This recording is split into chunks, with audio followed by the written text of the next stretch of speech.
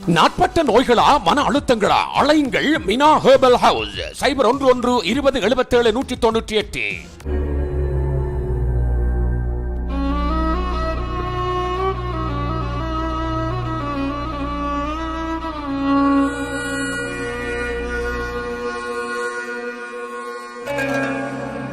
Consul இஸ்லாம்.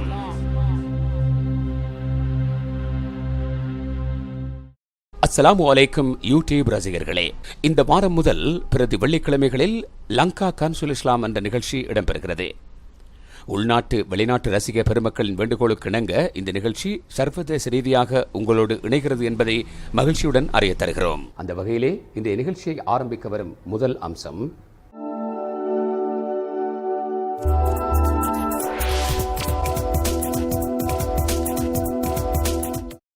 عليك رسولي صلاتي وسلامي حب الإيمان يا خير الأنام كرسولي صلاتي وسلامي حبيب الإيمان يا خير الأنام أكشروا حجة خير الأنام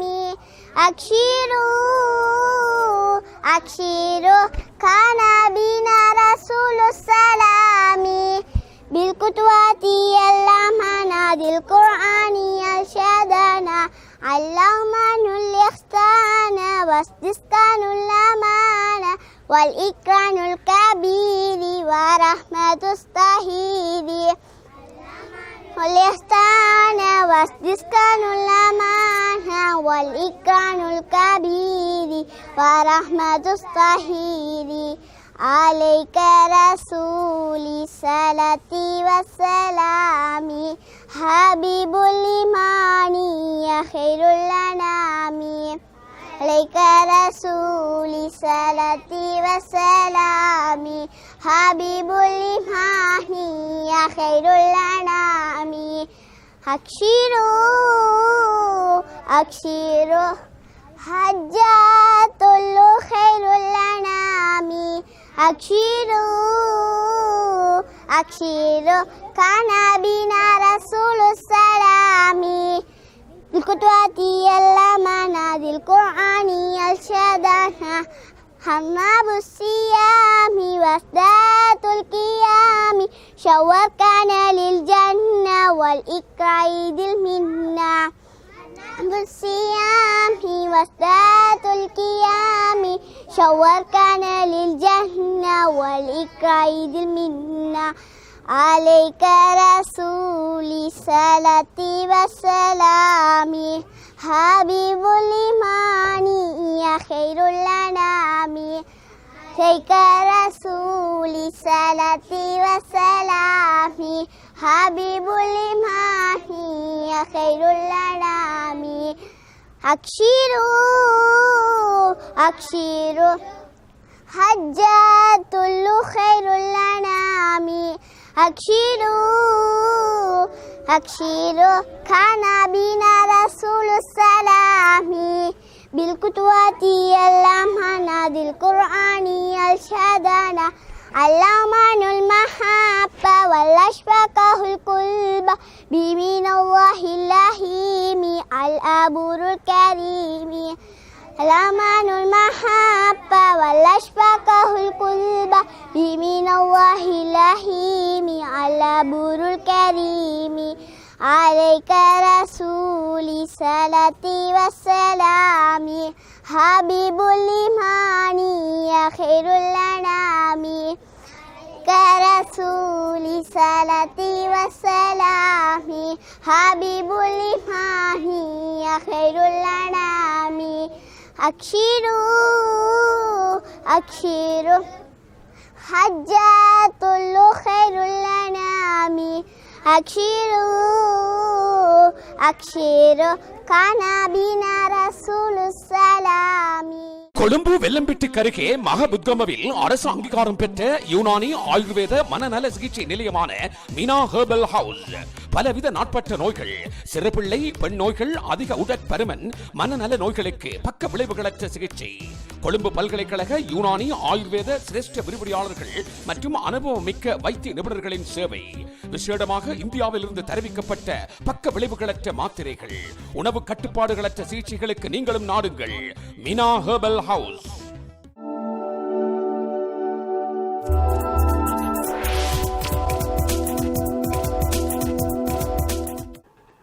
இன்று consul இஸ்லாம் மருத்துவ பகுதியின் மூலம் நாங்கள் இருதய நோய் சம்பந்தப்பட்ட சில அறிகுறிகள், அதன் பின்னர் இருதய இரத்த குழாய்களில் ஏற்படும் அடைப்பான இஸ்கெமிக் ஹார்ட் டிசீஸ் அல்லது கொரோனரி ஆர்டரி டிசீஸ் என்று சொல்லப்படும் நெஞ்சு வலி சம்பந்தமான விவரங்களை பார்க்க உள்ளோம்.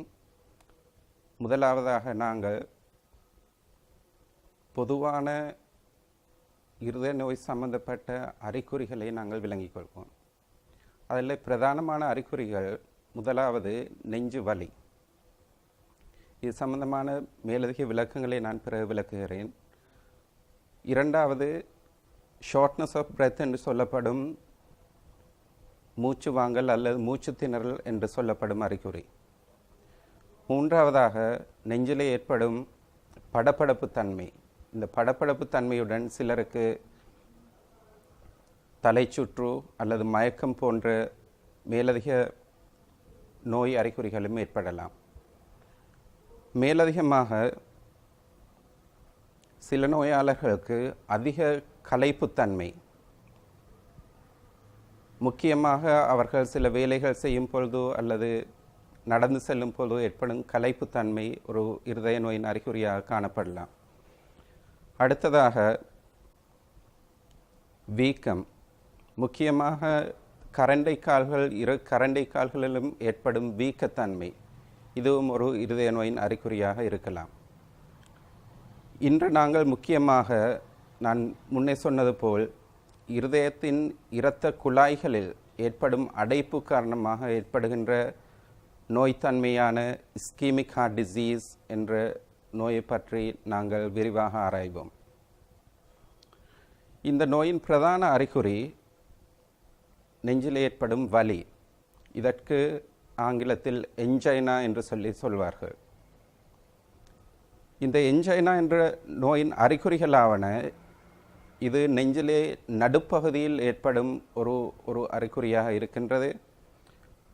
இந்த நோய் ஏற்படும் போது நெஞ்சிலே இறுக்கத்தன்மை அல்லது நெஞ்சு வலி, அப்படி இல்லாவிட்டால் நெஞ்சிலே ஒரு பாரமான தன்மை ஏற்படுகின்ற வாய்ப்புகள் உள்ளன.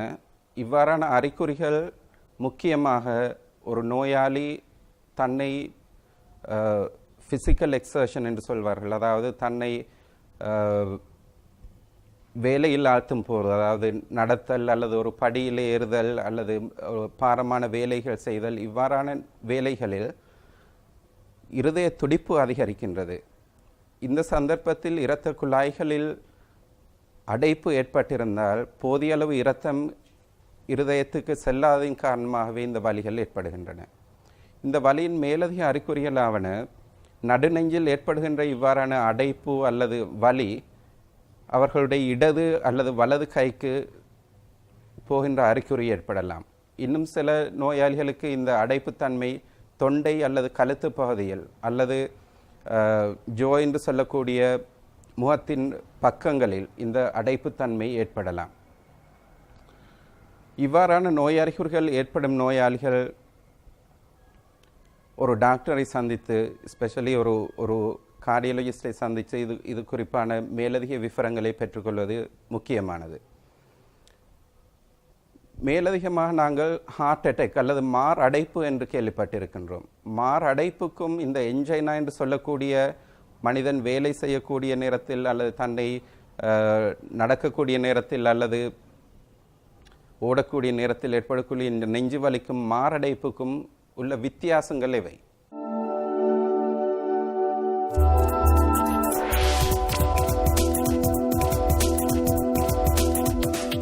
நாடெங்கிலும் நடைபெறுகின்ற தேசிய சமூக நல்லிணக்க நிகழ்வுகளின் செய்தி தொகுப்பு. கொழும்பு தெமட்டகொட கைரியா முஸ்லிம் மகளிர் கல்லூரியின் பழைய மாணவிகள், அபிவிருத்தி சங்க உறுப்பினர்கள், நலன் விரும்பிகள் இணைந்து ஏற்பாடு செய்த சவுக்குல் ஹஜ் பெருநாள் சந்தை அண்மையில் 2 நாட்களுக்கு நடைபெற்றது.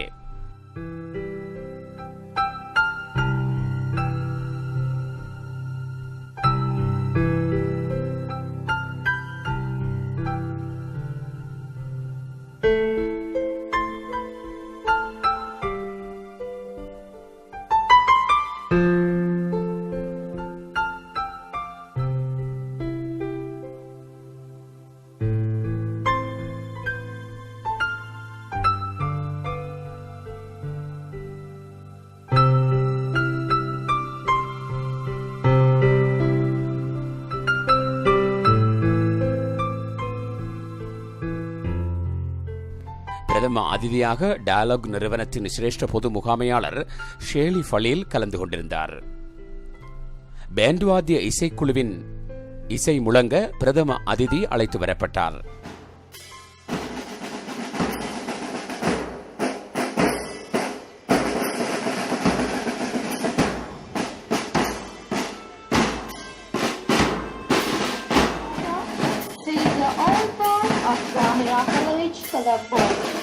And also, he was the head town captain and the one-half from Zahira College Islamic Society during his period. He is the founder of many reputed societies. தேசிய கொடியும் பாடசாலை கொடியும் ஏற்றி வைக்கப்பட்டதைத் தொடர்ந்து பாடசாலை கீதமும் தேசிய கீதமும் இசைக்கப்பட்டன.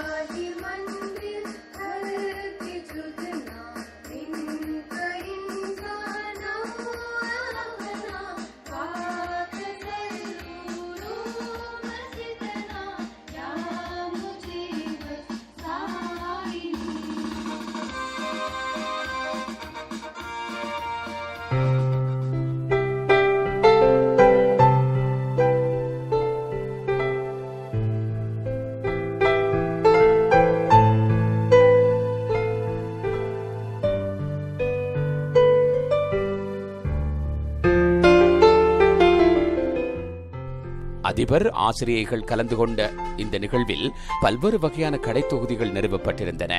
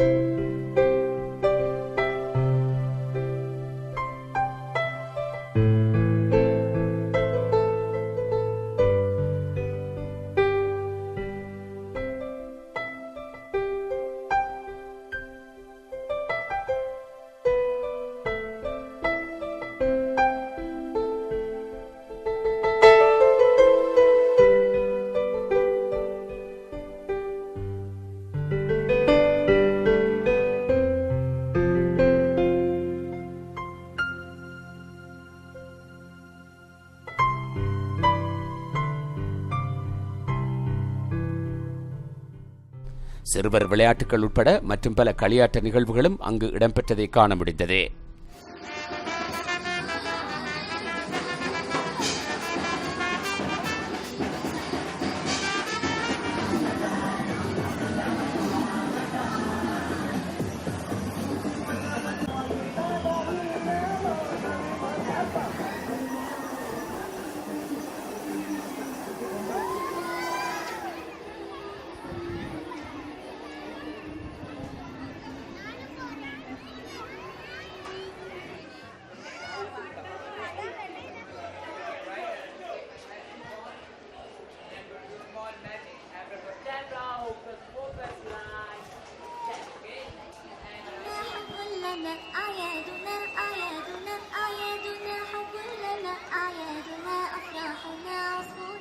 காட்சிக்கூடங்களும் கடை தொகுதிகளும் அதிதிகளால் பார்வையிடப்பட்டமை குறிப்பிடத்தக்கது.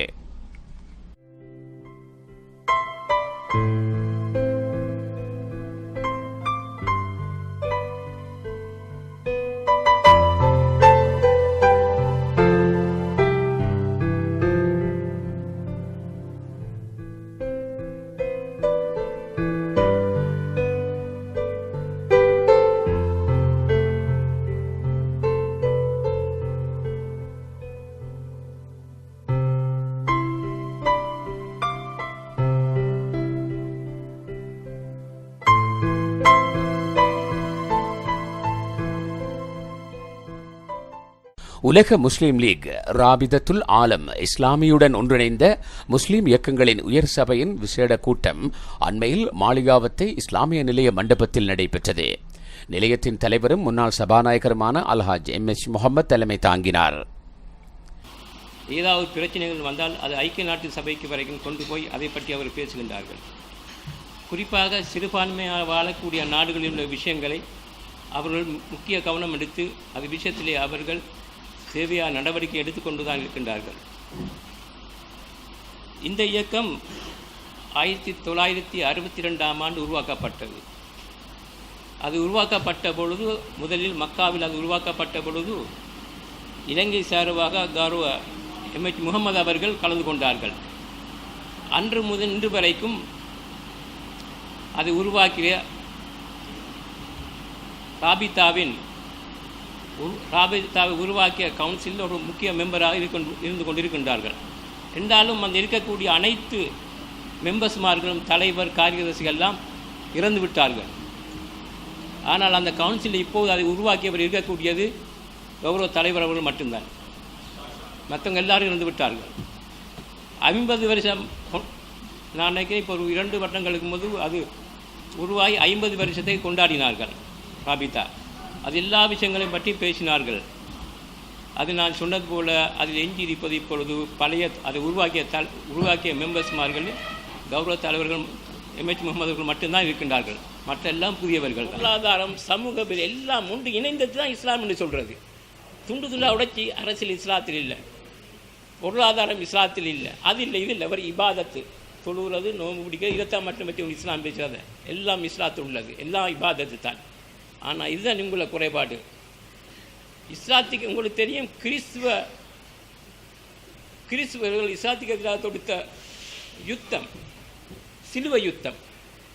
சிலுவை யுத்தம் என்ன நடந்தது? 100-200 வருடங்கள் தொடர்ச்சியாக நடைபெற்ற அந்த யுத்தம். முஸ்லீம்கள் தோல்வி கொண்டாக பைத்துல் முகஸை கைப்பற்றினார்கள். ஆயிரக்கணக்கான முஸ்லீம்களை கொலை செய்தார்கள்.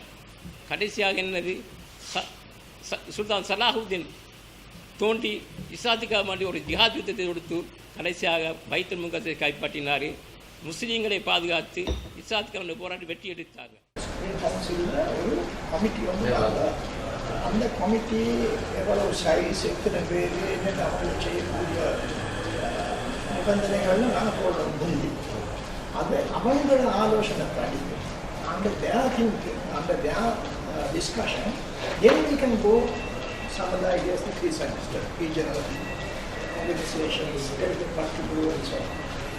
What you suggested that we use this opportunity to get assistance from Muslim organizations throughout the country.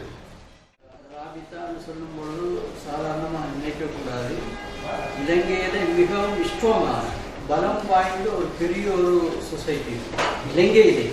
இப்போ இதுக்கு நிகரான ஒரு சொசைட்டி எங்கேயுமே இருக்க முடியாது. ஆனால் இதனுடைய பெருமதியை நாங்கள் தெரியாமல் சாதாரணமாக இருந்து கொண்டிருக்கிறோம். ஆனால் இப்போ என்னென்ன முக்கியமாக எங்கள் அந்த இன்னும் கமிட்டியில் லாயர்ஸ்மார், டாக்டர்மார், என்ஜினியர்மார், நல்ல மூலசாலிகள், நல்ல இஸ்லாமிக் ஆக்டிவிட்டியில் உள்ள நல்ல திறமையானாக்கள் எல்லாம் இதில் இன்வால்வ் ஆகி இன்னும் டெவலப் ஆகி இன்னும் எந்த கருத்து 23 மாவட்டம் டிஸ்ட்ரிக்ட் இருக்கிறதுன்னு சொன்னால் ஒவ்வொரு டிஸ்ட்ரிக்ட்லேயும் நாங்கள் ஒரு செமினார் மாதிரி வைக்க வேணும். இந்த ராபித்தா மூலமாக ஒவ்வொரு டிஸ்ட்ரிக்ட்லேயும் செமினார் வைக்க வேணும். அந்த செமினாரில் நாங்கள் ஒவ்வொரு ஆர்கனைசர் லீடர்மாக நாங்கள் சரியான முறையில் செலக்ட் பண்ணிக்கொள்வோம். அவங்க அத்தனை பேரையும் நாங்கள் இங்கே இதில் இணைச்சு கொள்ளுவோம். அனாதைகள் வந்து அவர் எங்கேயாரு எங்களுக்கு அவர்கள் பண்ணுவாங்க அவரோட ஆர்கனைசேஷன். இது மாதிரி அத்தனை இதனை செய்யணும்னா கட்டாயமாக இதில் ஒரு எங்களுக்கு ஒரு நல்ல நிலையான ஒரு இடம் கிடைக்கும். அதுக்கு முன்னாடி என்னன்னா முழு ஸ்லோகனையும் கண்டெக்ஸ்கள் இருக்குது, ஆனால் எங்களுக்கு ஃபைல்ஸுக்கும் இருக்குது. அதை வச்சு நாங்கள் சில விஷயங்கள் நாங்கள் செய்யணும். இஸ்லாமிய நிலையத்தினால் ஏற்பாடு செய்யப்பட்டிருந்த ஒரு இஸ்லாமிய மாநாட்டில் பங்கேற்பதற்காக சமூகம் அளித்திருந்த ராபிதாவின் செயலாளர் நாயகத்தால் 2005ஆம் ஆண்டில் கவுன்சில் ஆரம்பித்து வைக்கப்பட்டது. ஆரம்பத்தில் 46 ஸ்தாபனங்கள் பதிவு செய்யப்பட்டிருந்தன. அன்று நடைபெற்ற கூட்டத்தில் 25 நிறுவனங்கள் பங்கேற்றிருந்தன. மேயர் சபையை மீள ஒழுங்குபடுத்தி நிறைவேற்றுக் குழுவை தாபித்தல் கவுன்சிலின் கடமை, முஸ்லிம் சமூகம் எதிர்நோக்கும் சவால்களை எவ்வாறு சமாளித்தல், தாவா பணிகளை விருத்தி செய்தல், கூட்டத்தில் எடுக்கப்பட்ட தீர்மானத்தை பிரகடனம் செய்தல் போன்ற விவகாரங்கள் அங்கு கலந்துரையாடப்பட்டன. தாவா விவகாரங்கள் பணிப்பாளர் ஷேக் MM தாஹிர், கொழும்பு மாநகர முன்னாள் முதல்வர் ஹுசைன் முகமது, இஸ்லாமிய நிலையத்தின் செயலாளர் ஷாகுல் ஹமீத் முகமது, சபை அங்கத்தவர்கள், உலமா பெருமக்கள், முஸ்லிம் இயக்கங்களின் தலைவர்கள், லியாவுல் ஃபன்னான் கலைச்சுடர் கலாபூஷன் அல்ஹாஜ் எம்பி ஹுசைன் ஃபாரூக் போன்றோர் அங்கு சமூகம் அளித்திருந்தார்கள். லங்கா கன்சுல் இஸ்லாம் வழங்கிய நிகழ்ச்சியை இதுவரை கண்டு ரசித்தீர்கள். தயாரிப்பாளர் லியாவுல் ஃபன்னான் கலைச்சுடர் கலாபூஷன் அல்ஹாஜ் எம்பி ஹுசைன் ஃபாரூக், இணை தயாரிப்பாளர் doctor MHM Naseem, Mina Herbal House, நிகழ்ச்சி அமைப்பாளர் AH Shaheerdeen Leader Travels, editor TM Rikas ஆகியோருடன் விடைபெறும் நான் இஸ்மாயில் B மாரிஃப். அஸ்ஸலாமு அலைக்கும் வரஹ்மத்துல்லாஹி வபரகாத்துஹு. கொழும்பு வெள்ளம்பிட்டி கருகே மகபுத்கமவில் அரசு அங்கீகாரம் பெற்ற யூனானி ஆயுர்வேத மனநல சிகிச்சை நிலையமான மினா ஹெர்பல் ஹவுஸ் பலவித நாட்பட்ட நோய்கள், சிறுபிள்ளை, பெண் நோய்கள், அதிக உடற்பருமன், மனநல நோய்களுக்கு பக்க விளைவுகளற்ற சிகிச்சை. கொழும்பு பல்கலைக்கழக யூனானி ஆயுர்வேத சிரேஷ்ட விரிவுரையாளர்கள் மற்றும் அனுபவம் மிக்க வைத்திய நிபுணர்களின் சேவை. விசேடமாக இந்தியாவிலிருந்து தெரிவிக்கப்பட்ட பக்க விளைவுகளற்ற மாத்திரைகள், உணவு கட்டுப்பாடுகளற்ற சிகிச்சைகளுக்கு நீங்களும் நாடுங்கள் மினா ஹெர்பல் ஹவுஸ்.